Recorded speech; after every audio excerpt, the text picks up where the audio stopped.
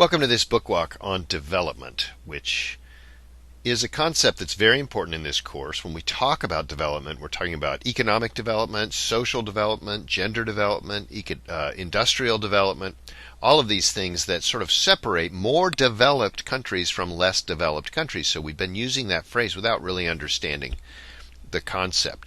Why does it vary among countries? Why is Germany very wealthy and Romania pretty poor? Why is Saudi Arabia very wealthy and Yemen very poor? How does energy impact that? How is gender impacted by development, and how does it impact development? And why do countries face obstacles to development? Some countries have very modern roads, some countries have not so modern roads. When we look at development, we can measure it by life expectancy, we can measure it by things like how many women are in office, we can measure it by income, we can measure it by health, life expectancy, infant mortality. All of these things can be used to measure it, including roads and pavement. One measure that is very useful is the Human Development Index. The United Nations developed this to measure the level of development of every country. It is one way that we can compare kind of apples to apples, the same kind of concepts. So we're looking for a standard of living, a long, healthy life, and access to knowledge. And it divides countries into four classes, ranging from very highly developed to very early stages of development. And there are things in the chapter that we'll talk about, like Rostow and others, that will become familiar to you as we talk about it. When we look at where the developed countries are in the developed states in the world are, you'll see some of them look very familiar. North America, a highly developed area. And you have the green as the highest, as the most developed, and then you drop down to not as developed in other places. But these should be fairly familiar to you. The most developed countries in the South Pacific, like Australia, North America, Japan, and Europe. Then among the developed, you have countries also where there are areas that are developed and areas that are not developed. One thing this depends on is the kind of jobs or industries. So in this chapter we'll talk, and in the next chapter we'll talk about tertiary, secondary, and primary jobs. Primary jobs are jobs that involve working very physically, often with the land. Think of subsistence agriculture, not developed country agriculture, but very much feeding your family. Chopping down trees, mining coal. These are primary things, dealing with the earth, very physical activities. Secondary jobs are manufacturing jobs, and tertiary jobs are service jobs. And so you can see that in developed countries, tertiary jobs are very important. They're on the rise in developing countries, but not nearly as high as a percentage. And that you have, in developing countries, many more people in primary and secondary industries. When we talk about a decent standard of living, we're looking at gross national income, and that is the value of all the things a country produces, including money that leaves and enters a country. GDP, and you're going to want to know the difference between gross national income and gross domestic product and GNI, and per capita GNI, and purchasing power parity. But GDP is different. It doesn't account for money entering and leaving the country. It's just what do you make the value of things that you make in your country. Per capita GNI measures the average or the mean, those of you who've had statistics, wealth, not its distribution among citizens. So you might have some people that are very wealthy and some people that are very poor, but the very wealthy people pull up the GNI. Another measurement is purchasing power parity, and that is what can you buy, how expensive are things in your country, and what can people buy with what they earn in that country. There are all kinds of other ways to measure it. You can look at things like internet use. How many users per 1,000 have access to the internet? In developed countries, it's over 750, maybe 800. In developing countries, it's going to be lower. Smartphones have changed that to a degree. But you can see that in South Pacific, North America, Japan, and Europe, all very high. In places like Russia, which we consider a developed country, and yet you notice that a lot of these measurements, they actually come out as a less developed country compared to, or a developing country compared to the more developed countries. Life expectancy is a huge way that we measure. So we can look and see that in developed countries it is somewhere between 70 and 80. In developing countries it's somewhere between, below 70. And you will notice also that in North America we don't have the highest life expectancy. It's higher in Europe. It's higher in some parts of Asia than it is in the United States and Canada.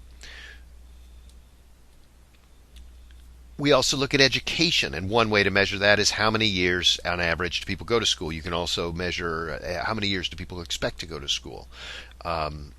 In developed countries, people go to school 10 years and above on average.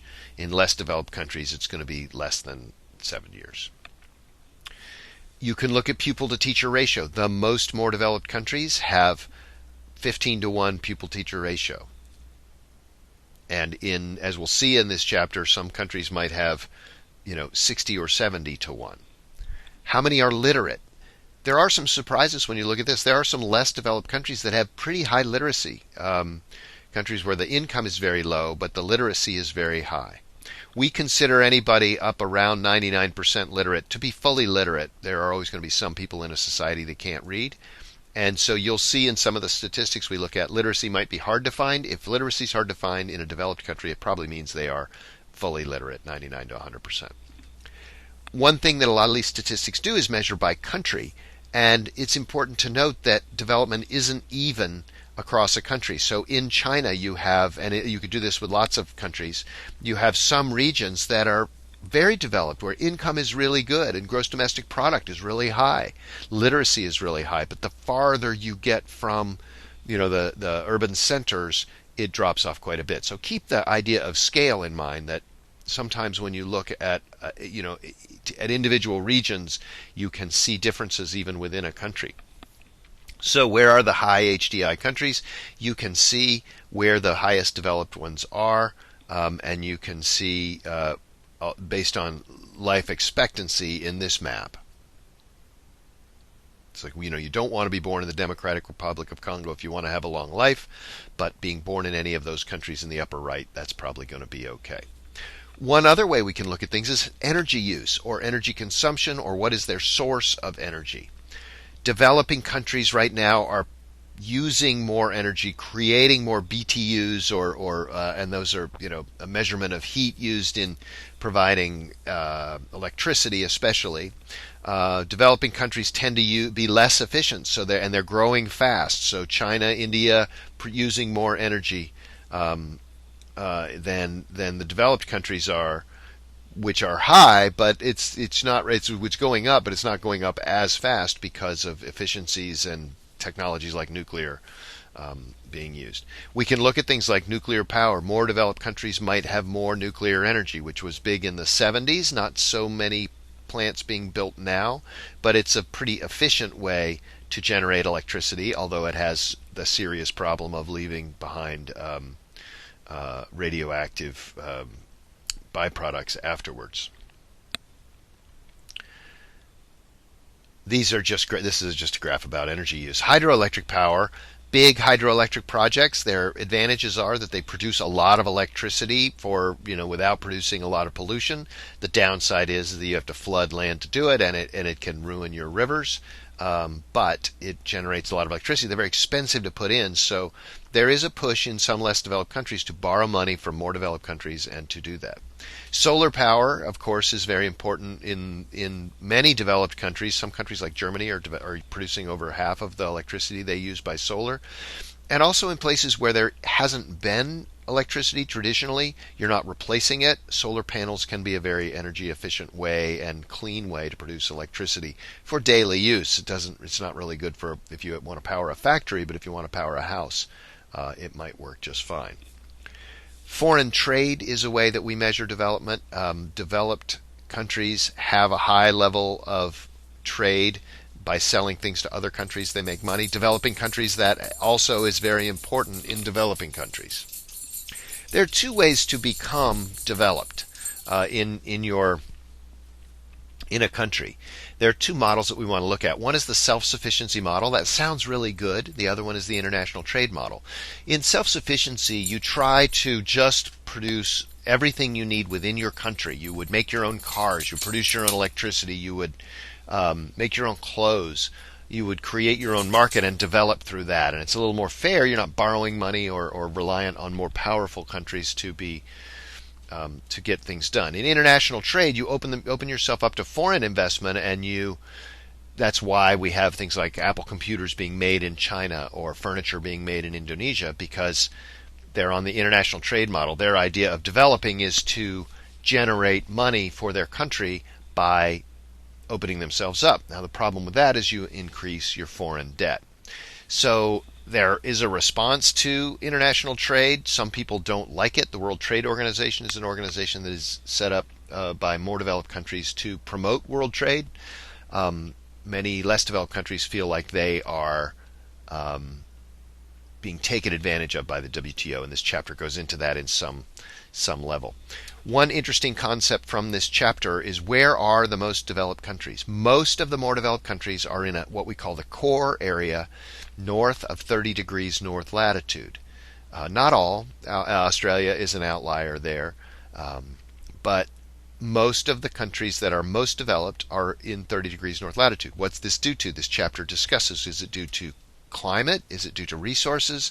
Is it due to history? There are other trade models, like the fair trade model. We'll talk about that in this chapter, and that is where you buy things from less developed countries, but have assurance that the workers were treated fairly and they're given a fair price. Finally, the last thing we'll talk about in this chapter is gender equality. The fastest path to development in a country, if you do not have your women participating in the economy, if you have 50% of your economy not participating, then it is very hard to be on a path of development. So one thing that has been developed is the gender empowerment measure, and also the gender equality index. Both of these help measure how much power women have within a country. We'll talk about micro-lending, which is the process of very small cooperative groups in less developed countries borrowing. And literacy is very important as well. If your women cannot read, you are leaving 50% of your population out of the process. So that's a quick overview of development. Make sure you read the chapter, and I hope you enjoy it.